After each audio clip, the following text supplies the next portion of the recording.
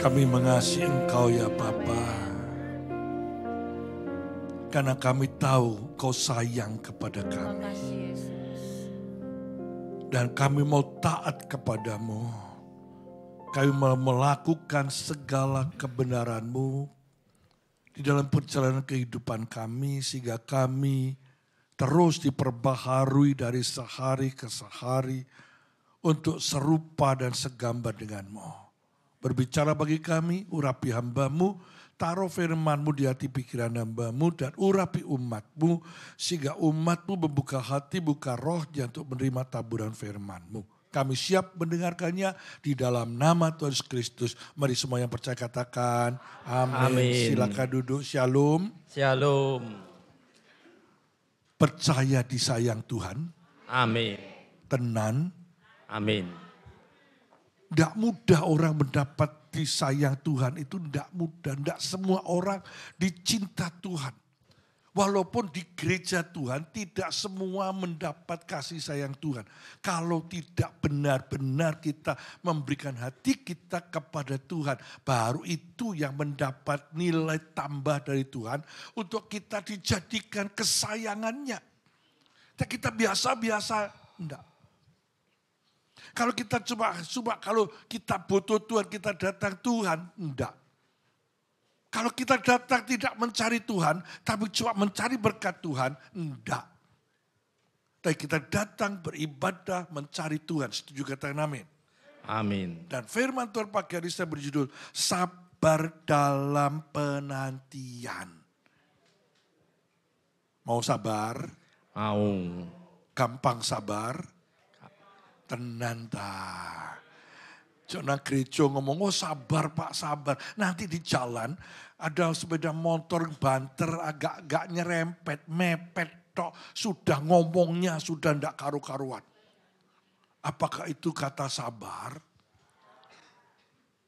Sabar itu mudah diucapkan, tapi tidak mudah dilakukan.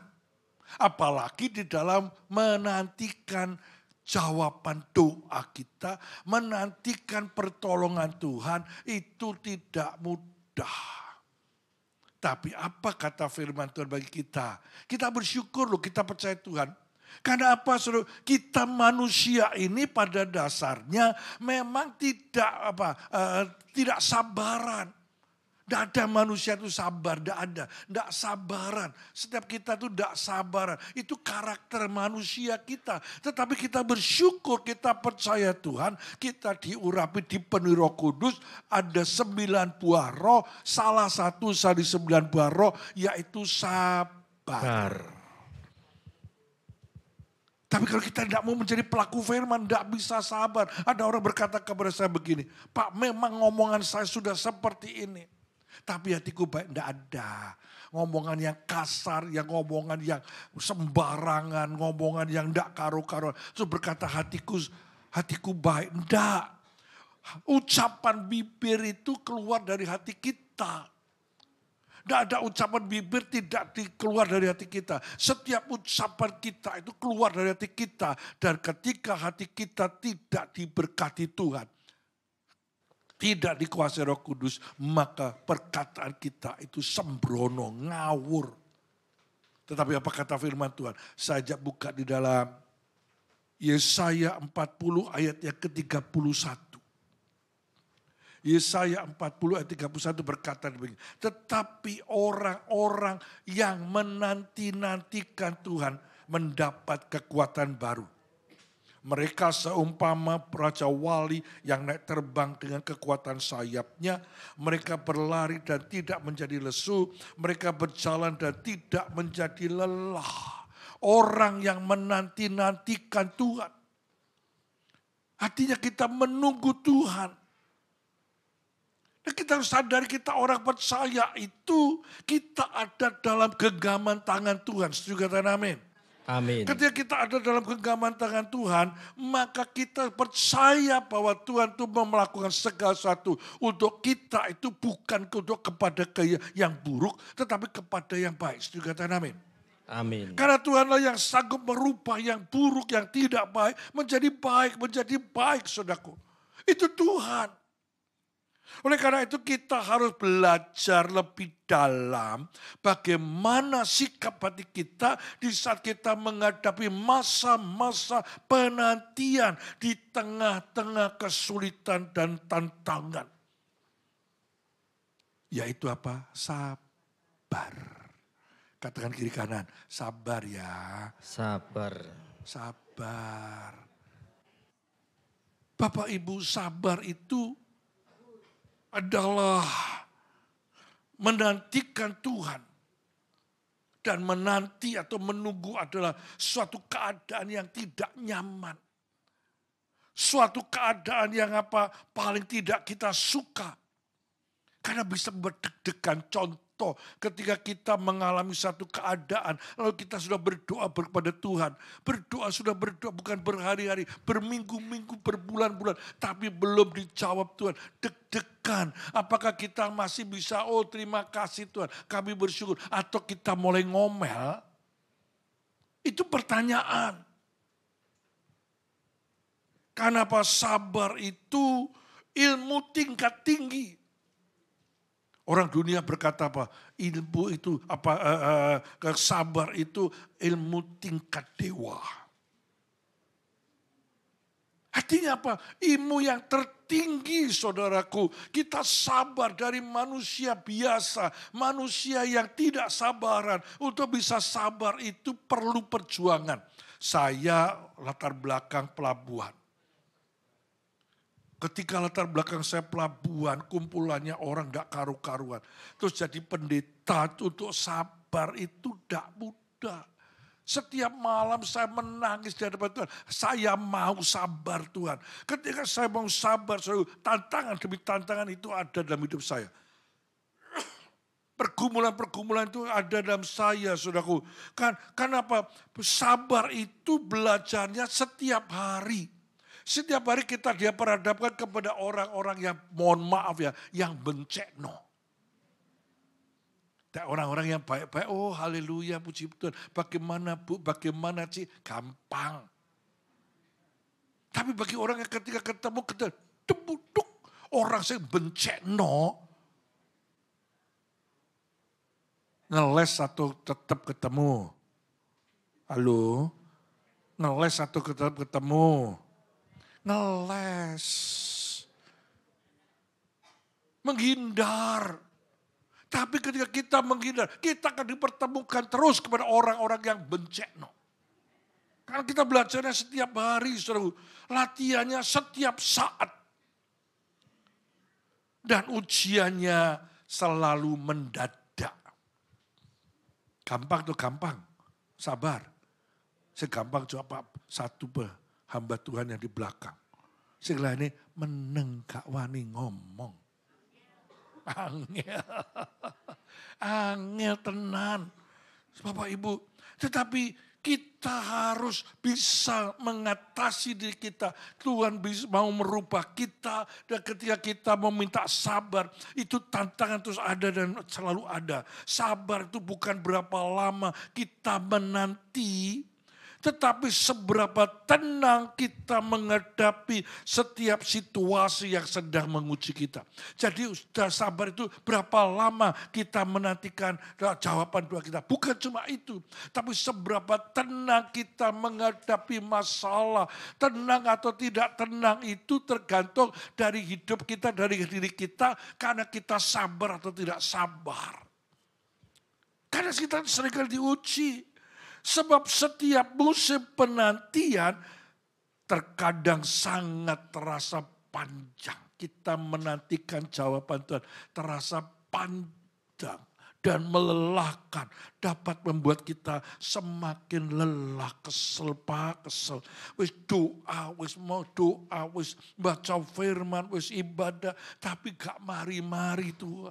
Gak mari-mari persoalanku. Terus ada. Memang hidup itu terus setiap hari ada masalah. Gak ada orang hidup tanpa masalah. Tapi ketika kita diberi kepada masalah, apakah kita mampu membuat hati kita tenang dan sabar? Itu pertanyaannya. Ada orang berkata kepada saya begini, Pak, saya ini udah belajar sabar sudah mau sabar, tapi loh jawaban tuh gak datang-datang. Bukan 1 hari, bukan 1 bulan, bahkan 1 tahun. Bertahun-tahun gak selesai-selesai. Mana Tuhan kekuatan janji Tuhan yang Tuhan firmankan bahwa Tuhan memberikan kekuatan baru bagi saya. Mana Pak, mana? Berarti Anda tidak mengerti firman. Ada 2 hal yang ingin saya sampaikan pada pagi hari ini. Yang pertama, Tuhan memberikan tanda kecil di tengah masalah yang besar. Tandanya kecil, bukan tanda yang besar. Tapi seringkali kita menghadapi masalah besar, kita menaruh atau mengharapkan Tuhan memberikan solusi yang tepat, benar dan besar. Oh, seperti balik kata bim salabi, abakadabra, selesai. Enggak. Terkadang Tuhan hanya memberikan apa? Tuhan ingin bekerja melalui tanda yang kecil. Yang kita anggap gak penting.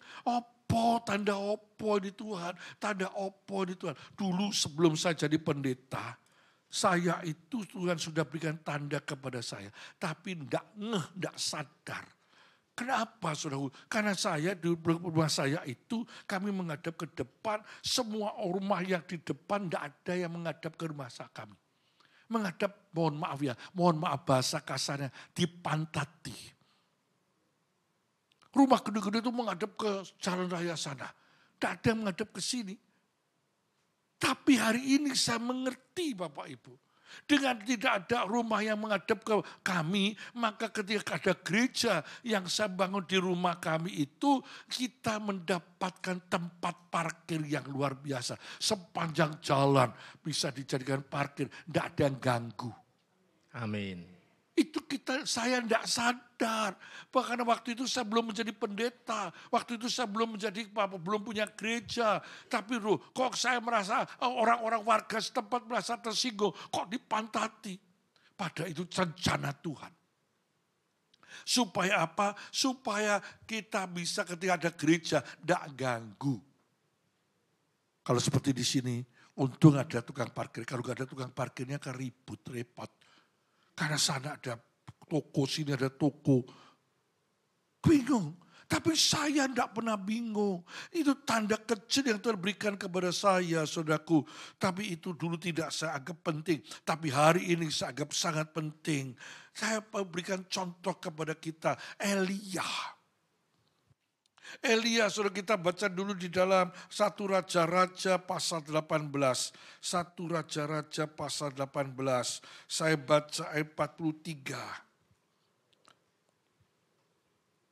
1 Raja-Raja pasal yang ke-18 ayat yang ke-43. Berkata demikian. Setelah itu ia berkata kepada bujangnya, naiklah ke atas, lihatlah ke arah laut. Ini setelah Elia berkata kepada Ahab, turunlah karena segera akan turun hujan.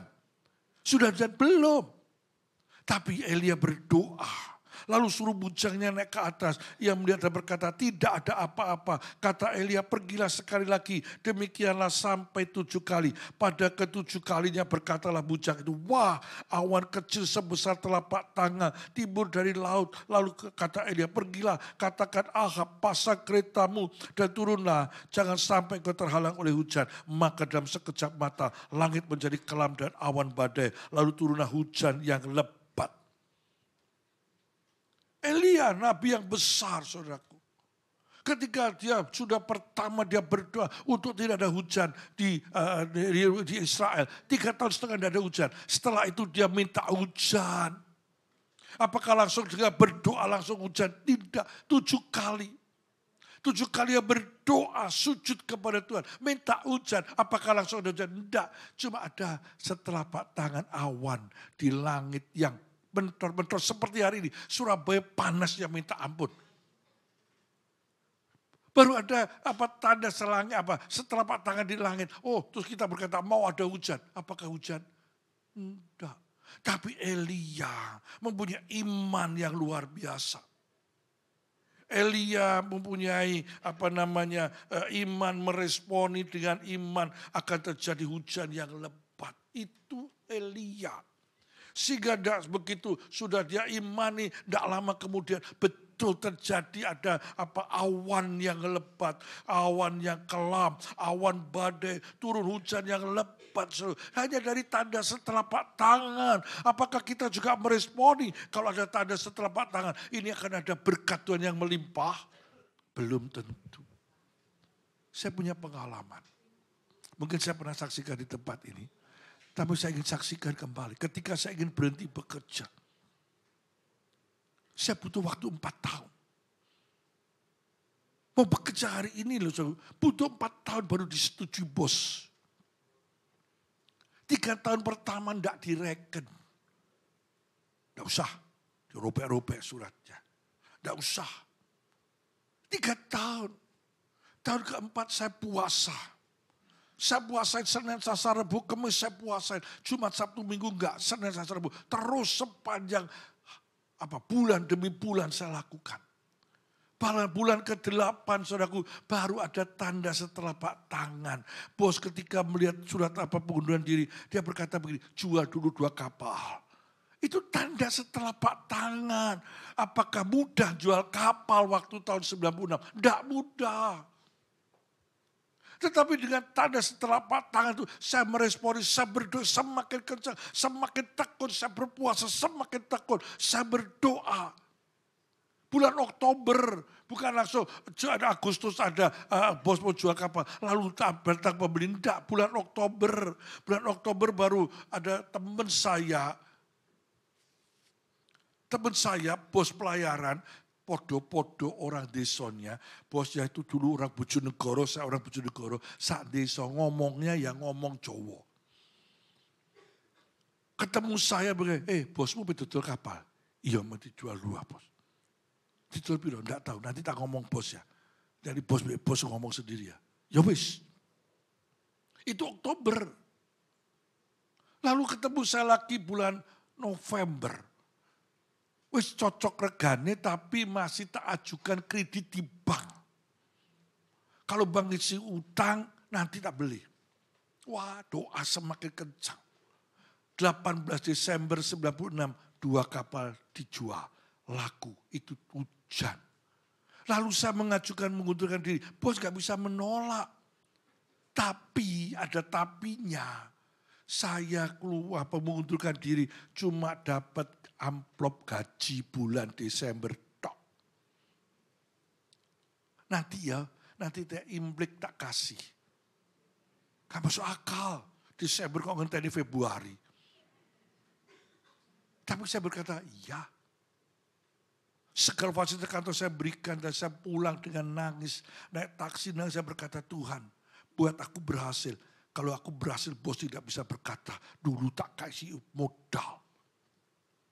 Bapak Ibu, ketika itulah dengan tanda setelapak tangan, Tuhan berkati dengan luar biasa. Hujan lebat datang. Itu saya ingat 28 Desember itu hari Sabtu. 29 saya ke Betani Manyar. Ibadah di Betani Manyar dan saya berkata, Tuhan sekarang aku tidak punya kerjaan. Aku minta kerjaan. Aku punya waktu yang banyak untuk bisa melayani Engkau. Tuhan kalau sudah membuka tingkap-tingkap langit, tidak ada bisa nutup. Ketika Elia berdoa dan sudah dibuka tingkap-tingkap langitnya, hujan lebat turun. Maka tanggal 30 Desember, hari Senin, pagi-pagi saya ditelepon pelayaran. Pak, kapalku di Surabaya besok tolong muatono. Saya katakan, Pak saya gak kerja lagi loh, gak popo urusan. Nah, itu berkat saudaraku, berkat yang Tuhan surahkan bagi saya dengan melalui tanda yang kecil. Tanda yang tidak ada artinya, oleh karena itu ketika ada tanda sekecil apapun, responi, terima bahwa itu akan menjadi bagian kita. Karena Tuhan tidak pernah meninggalkan kita. Tuhan selalu punya cara untuk menyatakan pesannya. Dan untuk supaya dia menyatakan kemuliaannya bagi kita. Ingat saudaraku. Tanda sekecil apapun, ada pertolongan orang yang tidak pernah kita duga datang menolong kita. Jangan kita berkata, opo, semua saya kasih gambaran sederhana. Kita butuh uang 10 juta. Lalu kita datang kepada seseorang, atau orang itu datang kepada kita. memberkati kita cuma 100.000. Apakah kita mengucap syukur ini berkat Tuhan? Apakah kita, aduh Tuhan, aku butuh 10 juta kok cuma 100.000. Kayak apa 100.000 ini? Loh, gak punya duit 100.000 di kantong, bingung loh Bapak Ibu. Tapi orang kadang-kadang meremehkan. Apa duit 100.000 itu? Aku butuh 10 juta Tuhan untuk ini dan untuk itu dan untuk itu. Cuma aku dapat 10.000. Dari 10.000 itu bisa menjadi 10 juta. Juga kan amin. Amin. Dari 10.000, 100.000 itu bisa menjadi mungkin 100 juta. Bisa kalau Tuhan yang melipat gandakan dengan caranya yang tidak pernah bisa kita pikir dengan akal pikiran kita. Jangan meremehkan tanda kecil. Yang kedua, mendekatlah kepada Tuhan setiap hari. Buka Yakobus pasal yang keempat, ayat yang ke-8. Dikatakan demikian, mendekatlah kepada Allah dan ia akan mendekat kepadamu. Tahirkan tanganmu, hai kamu orang-orang yang berdosa, dan sucikan hatimu, hai kamu yang mendua hati.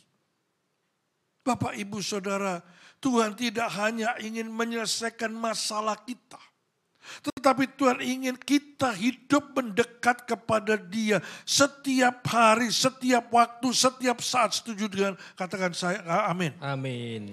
Dengan apa? Dengan tulus, dengan suci hati, dengan tidak mendua hati. Artinya apa? Jangan tidak pada apa? Jangan tidak hanya saat butuh kita tiap hari berdoa, kita butuh tiap hari memuji Tuhan, tiap butuh baru butuh apa? Kita butuh baru kita tiap hari membaca firman. Lalu kita beribadah, tapi ketika dijawab doa kita, diberkati kita, lupa Tuhan. Bukan itu. Bukan itu. Tetapi yang Tuhan inginkan kepada kita selalu mendekat. Kita selalu dekat. Tuhan itu menginginkan kita memiliki persekutuan yang dekat, intim dengan Tuhan. Setiap hari menikmati kehadiran Tuhan sehingga tanpa terasa Tuhan turut bekerja menyelesaikan setiap masalah kita. Ulang-ulang saya katakan di tempat ini, kita yang sudah senior, tidurnya itu biasanya kurang. Tidur jam 9, jam 10, jam 12, jam 1, jam 2 bangun, wis gak bisa tidur. Betul? Lalu apa yang dilakukan ibu-ibu, bapak-bapak? Tenanta. Doa atau langsung buka WA. Atau langsung ke dapur. Doa, kalau gak bisa tidur, doa. Saya boleh kata hampir setiap hari tidak bisa tidur. Karena sudah tidur, bangun, gak bisa tidur lagi. Saya berdoa. Bukan untuk diri saya, tapi berdoa syafaat. Kurang lebih 1 jam, 1 jam setengah. Selesai saya berdoa, Tuhan, sekarang aku minta ngantuk lagi, minta tidur lagi. Dan Tuhan kasih tidur. Terkadang sampai seperti bangsawan. Bangsa Tangyawan. Bisa bangun setengah 8, jam 8 baru bangun. Kenapa? Saya jam 1 bangun gak bisa tidur. Lalu saya bolak-balik badan gak bisa tidur. Saya berduduk berdoa mulai setengah 2 sampai bisa setengah 4 pagi. Sama kalau kita dengar saudara kita berkata, apa kabar? Bukan apa kabar. Baru mereka selesai, baru saya kemudian selesai. Lalu saya tidur lagi dan tidur. Itu ketika kita mau mendekat Tuhan. Jangan tak botol tok mendekat Tuhan, tak dikasih berkat Tuhan, lali Tuhan. Jangan, tapi kita harus tetap mendekat kepada Tuhan. Supaya setiap hari kita mendapat kekuatan yang baru. Seperti Raja Wali dikatakan tadi, saudara. Seperti Raja Wali, kita itu saudaraku menjadi anak Tuhan, bukan jadi anak ayam lagi atau bukan jadi ayam. Kita dulunya boleh jadi ayam. Tapi sekarang ketika kita percaya Tuhan, kita menjadi Raja Wali. Juga katakan amin. Ada perbedaan antara ayam dan Raja Wali. Ayam itu kalau ada petir, ada kapal badai, dua. Wah, sifat kuping lari cari sembunyian. Bersembunyi, delik. Tetapi Raja Wali ketika tidak ada badai, tidak ada topan, dia cuma duduk di sarangnya. Kalau lapar baru cari makan. Tetapi begitu ada badai, ada topan, dengar, wah dia boleh semangat. Dia ada ketika ada awan gelap melingkupinya, dia baru kepakkan sayapnya. Dia masuk di dalam badai dan topan. Dia lawan badai dan topan sampai dia tembus di atas badai dan topan. Ketika dia tembus dia cuma mengayun-ayun. Tapi perjuangan yang tidak mudah ketika dia melawan badai dan badai dan awan yang gelap dan badai.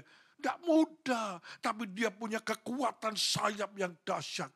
Kekuatan yang luar biasa, bukan kekuatannya sendiri, tapi kekuatan Allah yang menyertai kita. Kekuatan Allah yang ikut bekerja dalam hidup kita. Sehingga ada badai sebesar apapun, lebih besar badainya, kita lebih bersemangat karena Tuhan menyediakan berkat lebih besar bagi kita. Setuju kata amin?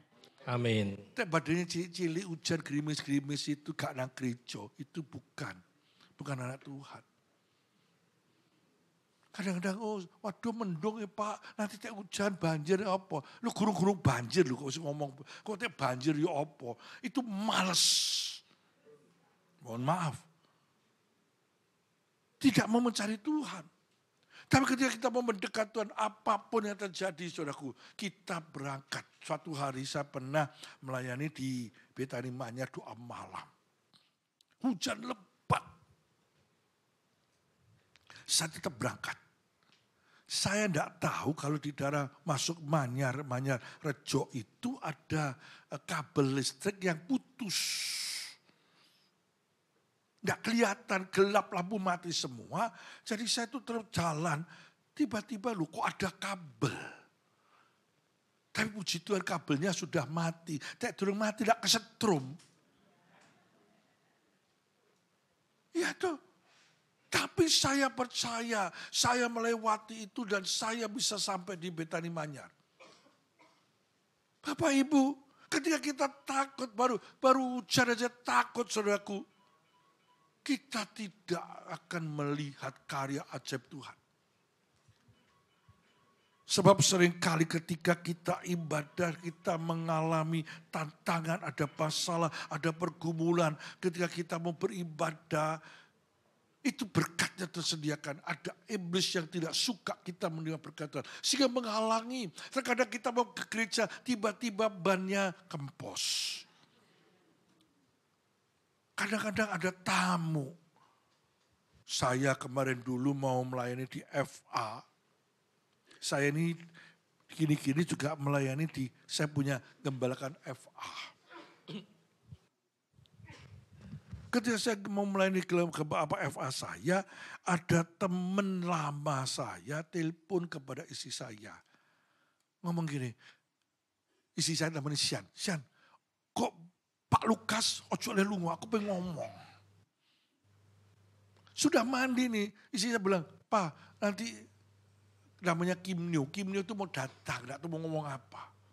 Sehingga saya sudah ganti itu gak bisa FA. Ngomong cuma apa? Ngomong menceritakan dirinya sendiri. Wadah Kim, aku terungin, aku FA, aku mau FA, gak bisa FA gara-gara kamu. Tak omeli aku. Kenapa? Penting.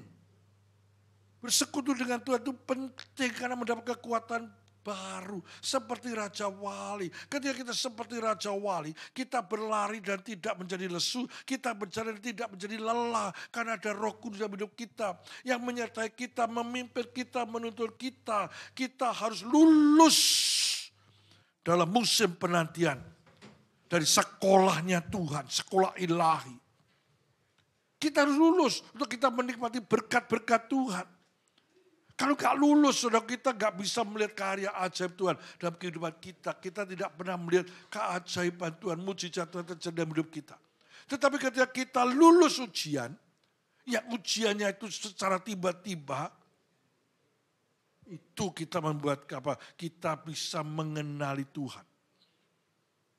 Kita bisa mengenali suaranya. Karena kadang-kadang suara Tuhan itu dalam bisikan yang halus. Ketika kita bisikan yang halus itu kita tidak mendengar. Ketika bisikan-bisikan Roh Kudus dalam hidup kita itu kita abaikan. Kita sudah tanamkan dalam hati kita. Kadang-kadang Roh Kudus itu berbicara dalam hati kita itu lembut, sabar, baik. Dan kita tidak pernah mendengar. Kadang-kadang Tuhan berikan pertolongan kecil bagi kita.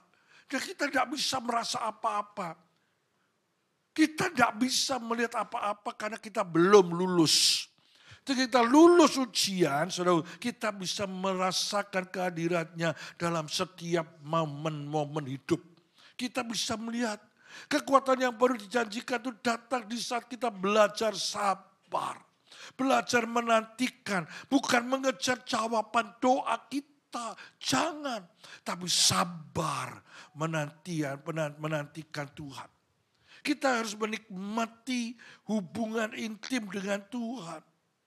Elia melihat awal kecil aja sebagai awal hujan lebat dan itu terjadi.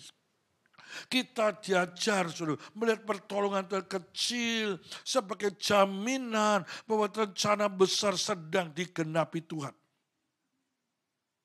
Dekat melekat kepada Tuhan, jangan jauh dari Tuhan. Situasi-situasi kondisi keadaan hari ini kita tidak bisa jauh dari Tuhan. Kita butuh Tuhan, betul? Amin. Kalau kita butuh Tuhan, dekat dengan Tuhan. Melekat kepada Tuhan. Supaya ketika kita melekat kepada Tuhan, kita bisa melihat, oh ini loh Tuhan. Dahsyat Tuhan. Ajaib Tuhan. Itu ketika kita dekat kepada Tuhan. Tapi kita tidak dekat Tuhan, kita tidak bisa lihat karya ajaib Tuhan. Ayat yang terakhir, 1 Korintus 2 ayat yang ke-9. Ini hari-hari kita dengar. Tapi apa yang saya sampaikan kepada Bapak Ibu? Tetapi seperti ada tertulis, apa yang tidak pernah dilihat oleh mata dan tidak pernah didengar oleh telinga dan yang tidak pernah timbul di dalam hati manusia. Semua yang disediakan Allah untuk mereka yang mengasihi Dia. Sehingga tidak pernah kita dengar, tidak pernah kita lihat, tidak pernah kita rasakan. Tuhan menyediakan, itu berkat. Besar kecil itu karena Tuhan ingin menguji kita. Seringkali kita mintanya gede-gede tok, tidak mau yang kecil. Tapi Tuhan menyediakan bagi kita kadang-kadang yang kecil. Kita seringkali pergi gereja-gereja gede-gede yang spektakuler. Tidak mau pergi gereja kecil, salah. Di gereja kecil itulah kita digembalakan dengan baik. Gereja gede kita tidak digembalakan dengan baik. Kita tidak kenal satu dengan yang lain. Di tempat ini saya percaya satu dengan yang kenal. Setuju kata Amin. Kenal dan saling mendukung. Ketika itulah Tuhan akan memberkati kita, Tuhan akan memimpin kita, Tuhan akan menuntun kita di dalam jalan-jalannya yang luar biasa. Oleh karena itu ketika kita dalam keadaan yang tidak baik, jangan ngomel. Jangan ngomel. Tapi kita harus taat kepada Tuhan. Saya tambah satu ayat. Keluaran 15. Keluaran 15. Ayat yang ke-24 dan 25. Dikatakan demikian, 24, lalu bersungut-sungutlah bangsa itu kepada Musa. Kata mereka, apakah yang akan kami minum? Ayat 25, Musa berseru-seru kepada Tuhan. Dan Tuhan menunjukkan kepadanya sepotong kayu. Musa melemparkan kayu itu ke dalam air. Lalu air itu menjadi manis. Di sanalah diberikan Tuhan ketetapan-ketetapan dan peraturan-peraturan kepada mereka. Dan di sana Tuhan mencoba mereka. Perbedaan antara bangsa Israel pada umumnya dan Musa berbeda. Bangsa Israel titik-titik ngomel. Dikit-dikit ngeluh. Bersungut-sungut kok dikit-dikit banyak, oh gak apa-apa. Tapi mari selesai, sekali ngomel, plus selesai. Aja titik-titik ngomel, titik-titik ngomel. Sing ngrungokno, mohon maaf, sing denger, keri. Betul, keri sing ngrungokno. Berketemu ngeluh, berketemu ngeluh. Gak pernah ketemu begitu Bu ya. Puji Tuhan, saya pernah ketemu jemaat yang begitu. Berketemu itu loh kok ngomel. Sampai sekarang stop ngomelmu. Berhenti ngomelmu. Kamu gak diberkati karena kamu ngomel terus. Stop, ucapkan syukur. Kita seperti Musa. Musa itu gak pernah ngomel. Tapi dia berdoa kepada Tuhan. Menyampaikan hatinya kepada Tuhan. Sehingga Tuhan mengasihi Musa. Sehingga Tuhan berkata tidak ada orang selembut Musa. Dia cuma ditunjukkan apa? Kayu sepotong itu bisa merubah. Merubah yang pahit menjadi manis. Merubah yang tidak mungkin menjadi mungkin. Bisa merubah hal sekecil apapun. Itu bisa merubah karena Tuhan mengasihi kita. Oleh karena itu Bapak Amin. Ibu. Jangan cepat-cepat nuntut Tuhan. Tapi periksa diri kita. Kita setiap hari dekat kepada Tuhan. Setiap hari kita punya waktu untuk Tuhan. Sehingga dengan punya waktu itu kita bisa berhubungan dengan Tuhan. Amin. Saya undang WL Musik maju ke depan. Hari ini saya istimewa, saya ingin minta WL memuji Tuhan.